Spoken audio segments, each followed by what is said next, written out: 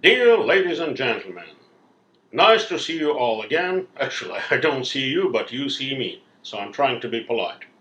And by the way, speaking about politeness, I'm apologetic for smoking in your presence. But don't be too angry at me. You know what? My ancestors and your ancestors who created this civilization were smoking, drinking, doing lots of other things, and they created a civilization that was not too bad, that gave up slavery, that gave up many other nasty things. And so why not smoke it? Plus, my smoke won't hurt your health. It probably will hurt your tender feelings, but I'm apologetic for that. And by the way, it smells nice. My advice would be don't smoke crap. Smoke nice tobacco, like the Black Forest one. But I was not going to talk about tobacco today. I was rather going to talk about human rights and also about humans and animals. What an interesting topic, right? The problem is that during the last several months, I keep asking myself, what does our ruling class think of us? Do they consider us humans or animals? And that's a good question. By the way, before I go any further, I would like to make a disclaimer. When I'm quoting someone's opinion, it doesn't mean that I agree or disagree with that opinion. Also, when I'm making a certain statement, it doesn't mean that I think it's good or bad. So please be tolerant and celebrate diversity. That's what we're all here for.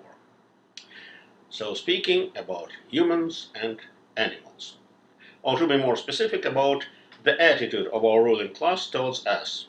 I mean, in the former Western democracies. I'm not talking about the majority of the world nations where people were never treated like humans. Forget about that. We're talking about the European countries and North American countries and also Australia and New Zealand. And it looks like our respected and admired leaders do not necessarily consider us humans. Well, let's remember the convoy of freedom.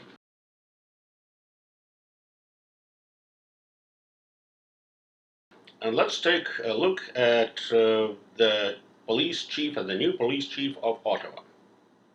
Look at him. Nice gentleman, huh? And what is he talking about? This gentleman is promising to hunt down each and every Canadian who was involved or has been involved or is involved in the convoy of freedom. He promises to hunt those persons down and to ruin them. Oh my God. Can you hunt down a human? I don't think so, unless that's a maniacal killer.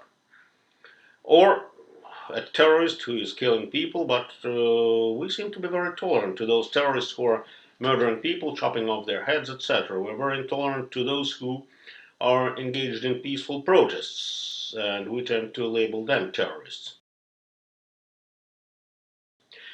But anyway, you cannot hunt down humans, and you cannot destroy them either.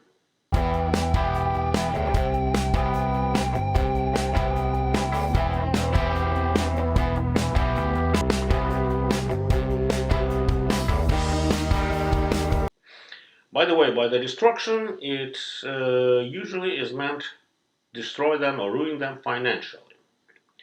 So, as you probably know, during the last month, many people enjoyed their bank accounts being frozen.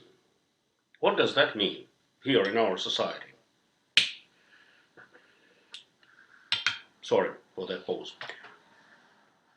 That is a form of death penalty. No, seriously, capital punishment. If you cannot get your payment, if you cannot pay your bills, what are you going to do? You are going to end up as a homeless person that even cannot pay for food, and you probably will die. Or some people can grab arms and become bandits guerrillas or whatever, and they would be also hunted down and killed. So it's a form of death penalty. Do you treat citizens and humans like that? I don't think so. That's the way domestic animals are treated.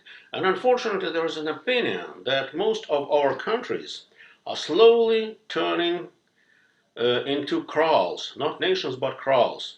Are you sure you know what kraal means? It's a South African word which means cattle pen. A territory surrounded by barbed wire where domestic animals are kept. So instead of once free nations, there is an opinion that we're turning into separate kraals, and that our rulers are sort of shepherd dogs, not the owners of the kraals. Again, I didn't say that it's my opinion. I'm not trying to say that I agree or disagree with that, but such an opinion exists. There are many questions arising. Why are we treated like animals? First and foremost, most of us, I'm not one of them, but most of us gave up our Christian faith. And if you give up your Christian faith or the Christian faith of your ancestors, then what's the difference between you and an animal? Well, because in accordance with Christian doctrine, we're different from the animals because we have immortal souls. If we don't have immortal souls, then what's the difference? How am I different from a pig, a goat, or a sheep, or a ram? That I'm walking on two? Oh, that's not enough. Monkeys are also walking on two. I can blah, blah, blah, blah, blah, chatting. Well, parrots are also chatting. So, scientifically, there is no difference. And if there is no difference, if I'm an animal, then I don't deserve any human rights. Human rights are for humans. Animal rights are for the animals. Animals can be hunted down. Animals can be forced to take injections which they don't want to take. Well, a human owns his or her own body. An animal, a domestic animal, doesn't. So you know what I'm talking about, right? I cannot mention names, and I cannot mention the problems because this account will be blocked right away, but you know what I'm talking about. Plus, well, look at this. That was happening not too long ago in Ontario.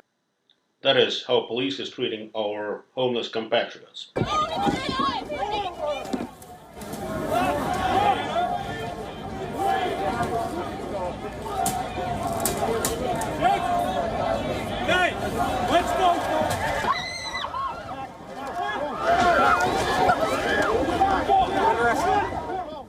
Yes, they are homeless. Yes, many of them are drug addicts, but they are still citizens. They are still humans, or maybe I'm wrong. I don't know. What made them so? Well, the government is encouraging drug addiction. That's right. The economy is being ruined and deliberately ruined, and of course, more and more people cannot afford having their own place to stay. And of course, they start degrading. But do they deserve being treated like that? Look at this.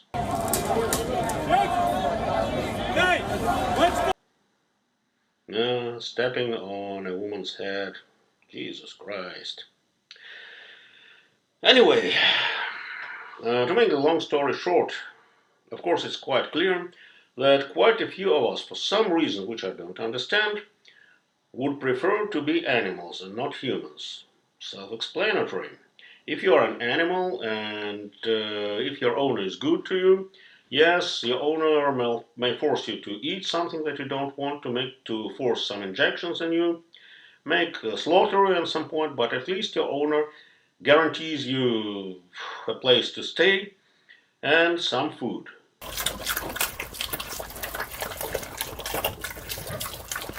Are you satisfied with that? Well, if you're happy with that, then I'm happy for you. But some of us still would prefer to be humans. And for those of us who prefer to remain humans, of course, this is a big challenge. Anyway, it's Sunday and I probably shouldn't chat too much. I'm wishing you all the best and God bless you and yours. Bye bye.